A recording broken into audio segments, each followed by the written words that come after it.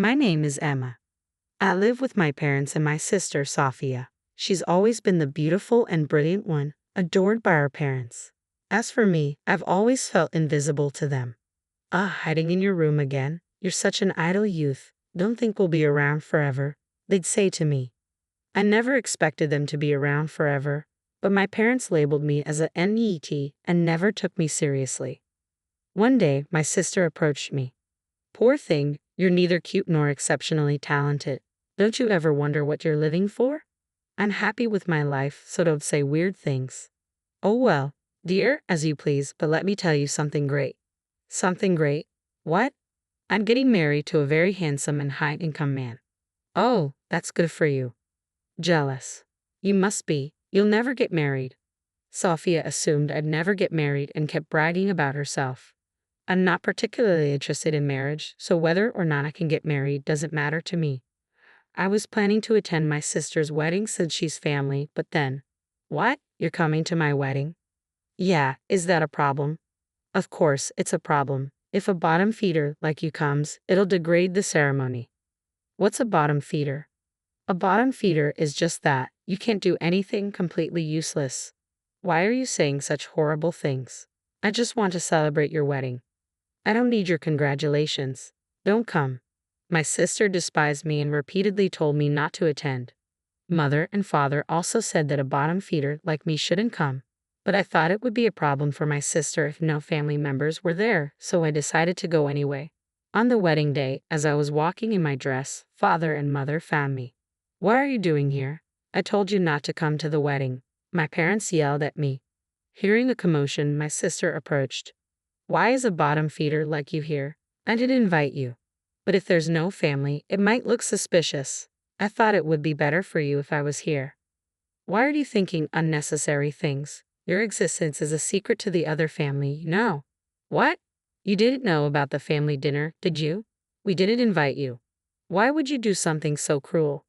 This is only natural. You'd just be in the way. If we said we have a bottom feeder in our family, the marriage might be called off. That's why we didn't invite you. Ha ha ha. My sister laughed hysterically as she said this. My parents were smirking. The three of them had conspired together. Seeing their determination to erase my existence, I became deeply saddened. Get out, you useless bottom feeder, my sister yelled at me with fury. I realized that nothing I said would matter to this family anymore, so I reluctantly decided to leave the venue. I'm going home then. Goodbye. Later. My family pointed and laughed at me as I said this. Holding back my frustration, someone called out to me on the way. Boss, good work today. Good work. Wait, what are you wearing? Yes, I'm the one getting married. Didn't you know? What? Wait, how do you know, Caleb? And what's this about being the boss? Also, for you, this person is the president of my company. No way, you're the president. What's your relationship with Sophia? She's my sister. What? Sophia is your sister. But I didn't see you at the family greeting. Well, my sister didn't take me to the greeting. Why would she do such a thing? She thought I was a bottom feeder, idle youth. Sophia, is this true? Caleb yelled at my sister. Wait, but she's always in her room just staring at her computer. I never thought she was working, my sister said, trembling. Why are you so angry? Yes, I said some terrible things to Emma, but it's odd for you to be this upset.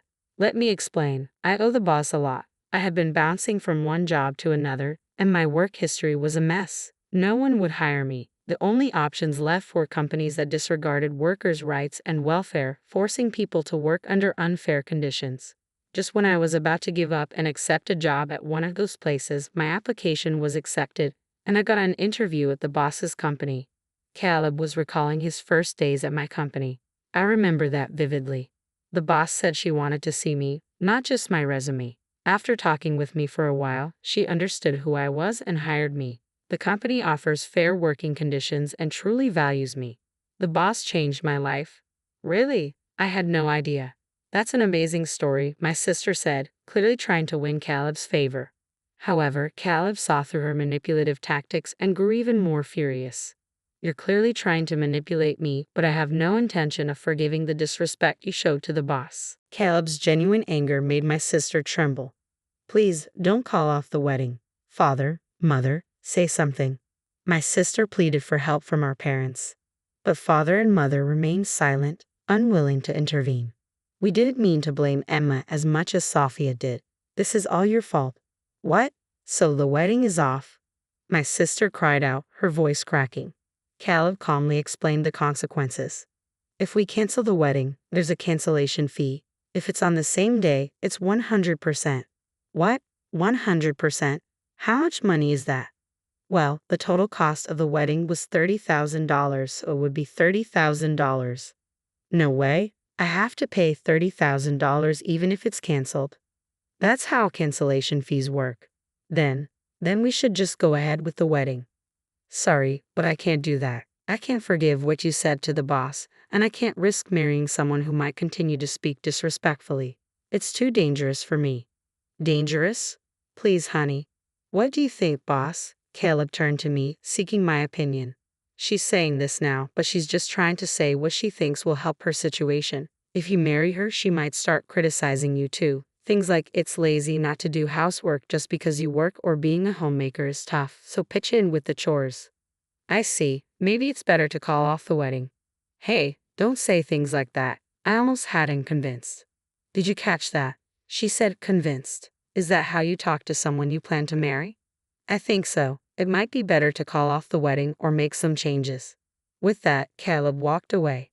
Wait, don't go. Caleb, Emma, what are you doing? You're ruining my wedding. Don't blame me. This is on you. It's what you deserve. My sister's anger flared at my words. If you hadn't come to the wedding venue in the first place, none of this would have happened. It's your fault. Take responsibility. Bring Caleb back right now.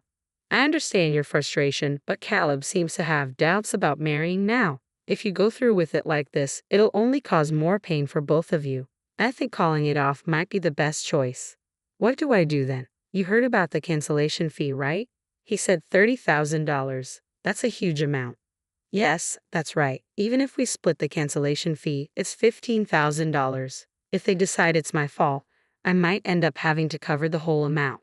Well, that's a possibility, but what can you do? You've done enough to bring this on yourself. Come on, I only said some harsh words. Canceling the wedding over that seems excessive. Don't look at me, it's Caleb's call. Hey, father, mother, say something. When my sister turned to our parents, they suddenly started showing me a lot of warmth. Wow, I never knew Emma had become such a boss. Oh my, as a mother, I'm so proud. Absolutely, I always knew Emma had it in her. She's a real go-getter. From now on, let's lean on Emma for financial support. Father and mother said that. Relying on my money? You must be joking. Considering their past verbal abuse towards me, I had no intention of supporting them financially. Sorry, but I can't continue living with my family. I'm heading home now to look for an apartment and live alone. What? Why? We've been together all this time. Why the sudden change? I stayed with you because I believed in the idea of family bonds. I hope that living together might help you understand my work one day. But it's been the opposite. You never understood my job and even insulted me. And now you want to rely on my money. Would anyone want to live with people like that? I understand. I'm sorry. I promise to appreciate you more. Please stay with us, okay? I already said no. I don't want to live with you anymore. Despite my firm stance, father and mother continued to plead. What if we kick Sophia out of the house? Then you'll live with us, right? What? Wait, father, what are you saying? Enough. I was foolish to expect anything from you. We'd be better off with Emma than with you. It was the moment father turned his back on my sister. As a family member, I couldn't bear witnessing such a heartless moment. Father, I have no respect for those who abandon others so easily. What? What do you mean? People like that will eventually turn on me too. I can't live with them. No way. And you, Caleb, what are you doing? Can't even handle this situation properly? Shut up. While father and mother argued, Caleb returned, now dressed casually. What's going on? Are you still fighting? Caleb, I can't believe you actually went to change. I said I would, didn't I? What's going on? Are you really canceling the wedding? This is awful. Why is this happening? Yeah, just so you know, you're to blame. You'll have to pay the entire cancellation fee. I've already discussed it with our parents. What? That's unfair. It's not all my fault, is it? Sis, no matter how you see it, this is on you. Hey, calm down. How dare you tell the boss to be quiet? I won't tolerate any more insults toward her. Please, just wait. Boss, did you call the limo yet? No, I got caught up in our conversation and forgot to call. All right, I'll do it. I need to head home as well. With that, Caleb dialed for the limo. Wait a moment, please reconsider. What's there to reconsider? I don't love you anymore, you know that. Don't say that. It was my fault. I promise I won't say anything terrible about Emma again. We had this conversation too many times. Enough is enough. The limo's on its way, boss. Let's wait outside then. I'll go change as well. Wait, Emma, please, let's talk. There's nothing left to talk about. Emma, father and mother are also pleading. Without you, we'll have to rely on Sophia's money. Sophia will end up paying the cancellation fee and run out of money. We won't be able to live properly. Father, mother, if you need money, why not consider getting a part-time job or something? No way, I don't want to work at this age. It's okay. There are people working well into their 70s and you're both in your 60s, still energetic. That's not the issue. My body feels heavy and moving around is difficult. You expect me to work?